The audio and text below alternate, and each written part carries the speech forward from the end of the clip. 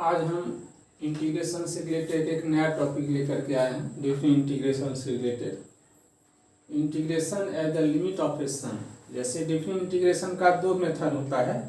एक तो जनरली हम लोग इंटीग्रेट कर देते हैं और लोअर लिमिट अपर लिमिट का वैल्यू बैठा देते हैं। जैसे मान लीजिए थोड़ा देर के लिए एक्स डी एक्स 1 to 2, तो इसका हो जाता है एक्स स्क्वायर बाय 2 और लोअर लिमिट अपर लिमिट का वैल्यू बैठा देते हैं। यानी ये एक्स के जगह पर 2 का स्क्वायर बटा 2 और -1 का स्क्वायर बाय 2। एक तो प्रोसेस ये है और दूसरा प्रोसेस है as a limit of sum. Limit लगा करके उसकी डिफरेंट इंटीग्रेशन निकालना रहता है। तो वही आज दूसरा method integration as a limit of sum. Limit लगा करके डिफरेंट इंटीग्रेशन कैसे निकाला जाता है।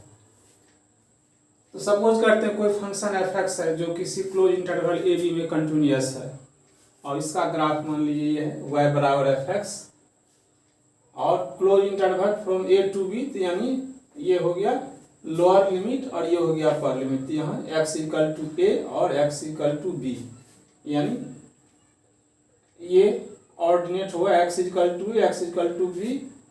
अब इसके बीच का डिफरेंट होता है b। जैसे ऑरिजिन से यहाँ का डिस्टेंस हुआ b और ऑरिजिन से यहाँ का डिस्टेंस हुआ a, तो इसके बीच का डिस्टेंस यानी ए से हम परपेंडिकुलर डाले हैं, बी से परपेंडिकुलर डाले हैं और इस पॉइंट पर x इक्वल टू ए है और इस पॉइंट पर x इक्वल टू बी। तो दोनों पॉइंट के बीच का डिस्टेंस होगा b माइनस ए।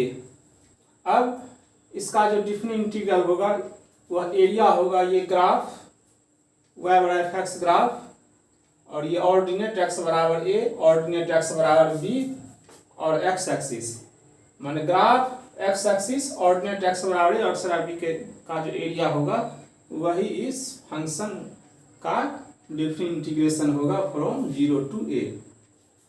तो पहला काम करते हैं, जैसे ये b माइनस से दोनों ऑर्डिनेट के बीच के डिफरेंट को n इक्वल पार्ट में बांटते हैं। n इक्वल पार्ट में बांटते हैं और प्रत्येक इक्वल पार्ट की विड्थ जो होती है यानी चौड़ाई h होती है। NH बराबर b माइनस ए। इसको n इक्वल पार्ट में बांटे हैं इसलिए h equal to b minus a बट्टा n। स्वाभाविक है यदि स्ट्रिप की संख्या बढ़ेगा तो इस विड्थ जो है चौड़ाई जो होगा इंटरवल का माने स्ट्रिप का चौड़ाई घटेगा।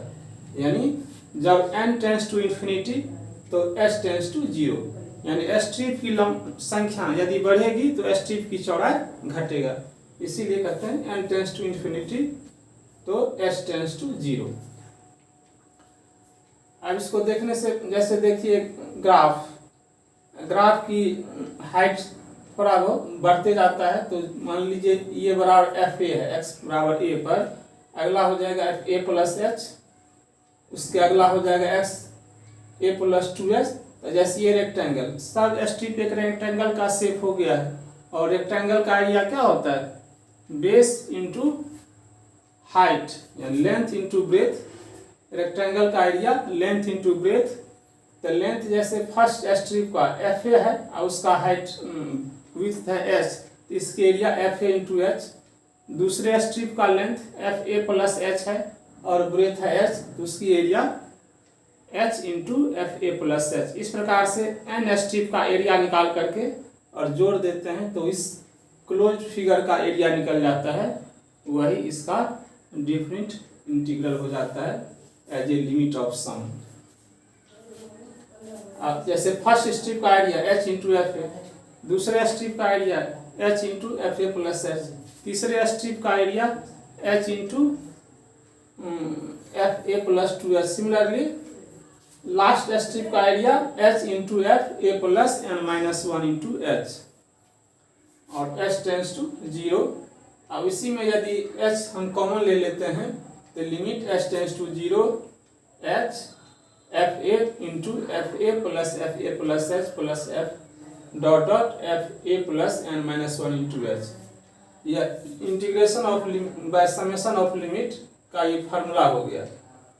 यानी इसको हम कर सकते हैं F A to B F X D X, ये एक तरह से फार्मूला हो गया।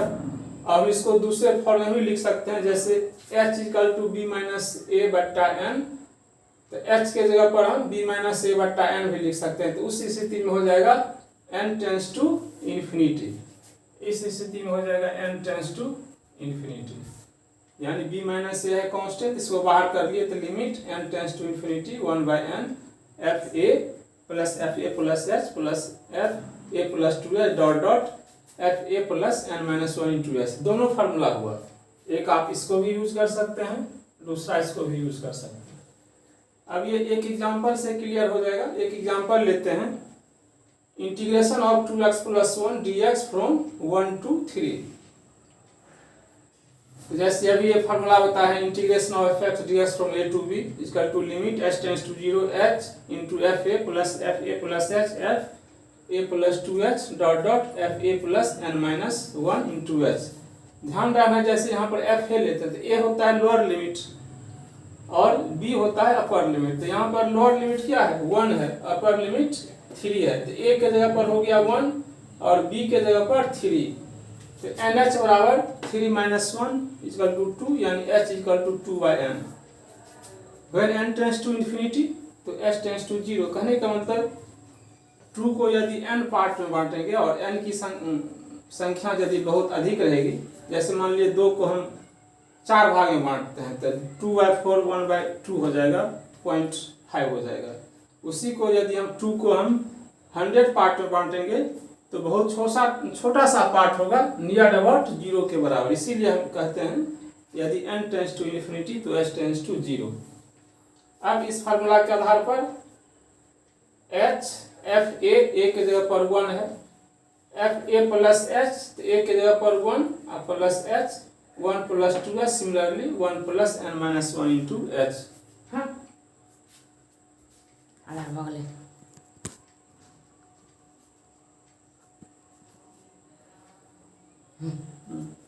उसके बाद limit h tends to 0 h। अब देखिए 1 2 इंटू 1, अब इसके जगह पर 1 डालेंगे, 2 इंटू 1 प्लस 1। अब इसके जगह पर 1 प्लस एच डालेंगे तो 2 into 1 plus H I plus 1। Similarly इसके जगह पर 1 प्लस 2h डालेंगे तो 2 into 1 plus 2h plus 1 dot dot last में 2 into n plus n, 2 into 1 plus n minus 1 into h, माने x के